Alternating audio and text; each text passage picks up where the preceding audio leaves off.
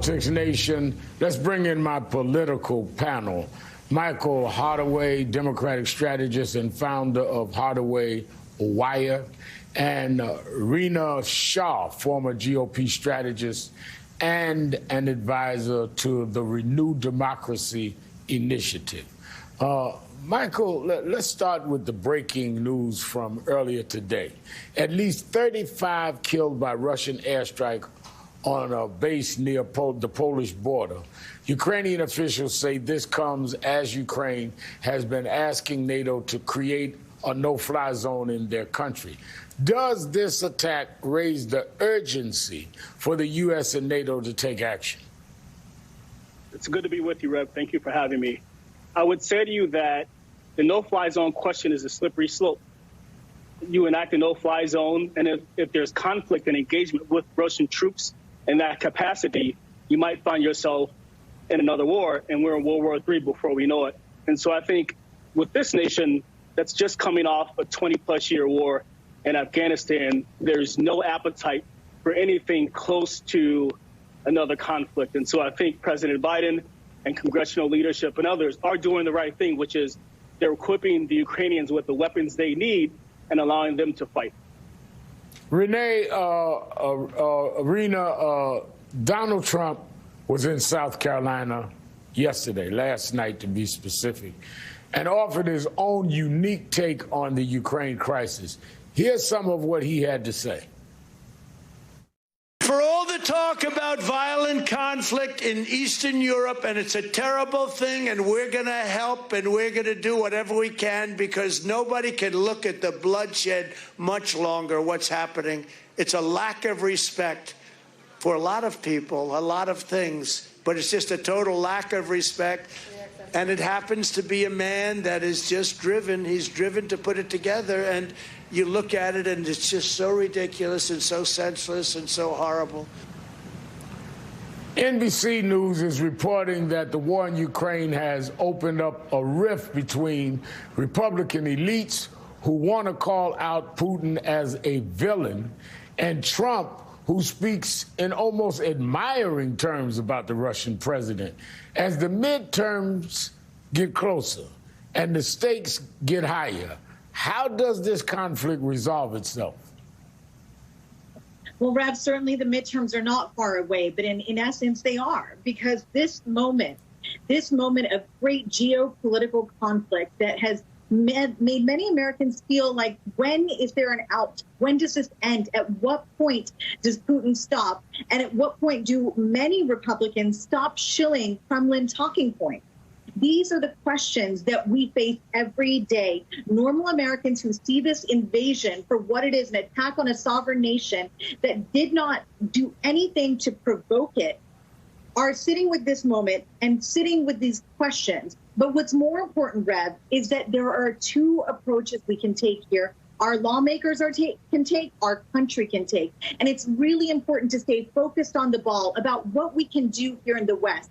Because there are, again, like I said, two approaches. You can go after individuals, go after banks, energy companies, and state institutions. They go hand in hand. It's clear how state-level sanctions have been effective, but also the biggest thing is we need to cut off Putin's ability to buy politicians in the free world. People like Gerard Schroeder, people like Francis Fillon. It shouldn't have taken this invasion to get Fillon to resign from his cushy board seat. And then secondly, the U.S. has sanctioned a number of banks, but we can still sanction Alpha Bank and Tinkoff. There are still banks out there that we can sanction. So two approaches, like I said. The biggest, most concerning thing to me, Rev, as we sit here today, is that there are individuals out there, oligarchs and others, in the inner circles of Putin and Lavrov that are benefiting from attacking the free world while they benefit, again, from the very foundations of it. That's wrong, and we can't allow it. Michael, tomorrow, the U.S. National Security Advisor Jake Sullivan will meet Chinese officials in Rome to discuss the impact of the Russia-Ukraine war on global security. In a New York Times op-ed, it writes, quote, "The longer the war goes on, though China may find itself in a position of diminishing returns in its close relationship with Russia. This makes the argument for Beijing to take on an active mediation role even more compelling. What is President Biden's global strategy for isolating Putin now, not just with allies, but with rivals? Are they doing enough? Well, it's an interesting question. I think the good news for us is that China is on the side of China. It's not on the side of the U.S. It's not on the side of Russia. Ultimately, China wants the resources out of Russia and other countries. But in terms of this particular engagement, I think China's only perspective here is to see how the world reacts to Russia's invasion of Ukraine and how that reconciles with their particular interests in Taiwan. But I think that, the meeting this week is badly needed, sort of to open up the line of communications there. And I think there should be subsequent meetings, perhaps with White House and the president specifically, and President Xi, to sort of open the dialogue and figure out a way to move forward. Rena, we learned today that a U.S. filmmaker and journalist was killed by Russian forces while working, according to local police and Ukrainian sources. Now, this incident made me think about the contrast between the hardworking journalists risking their lives to tell us what's happening on the ground in Ukraine and the pundits, mostly on the right, who are spreading disinformation at the exact same time. Have we ever seen a split like this in America, and what can be done about it? Well, the pace is maddening, and it's what concerns me the most. The pace of this misinformation that's made its way out to our neighbors.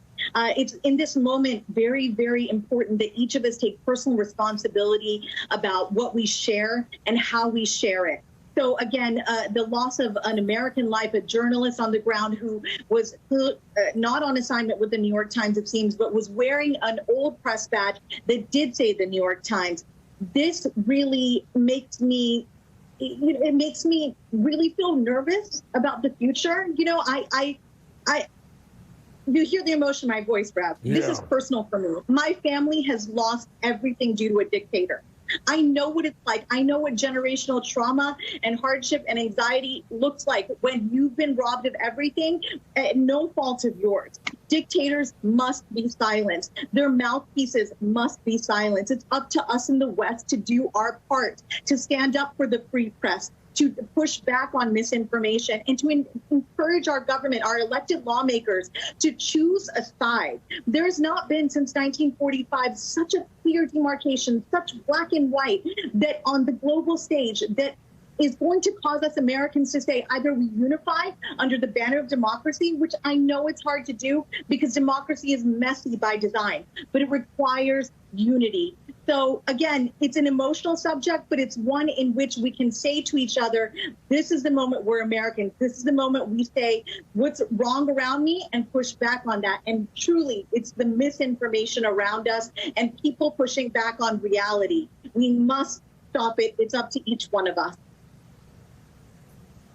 Rena Shah and Michael Hardaway, thank you both very much for being with us this evening.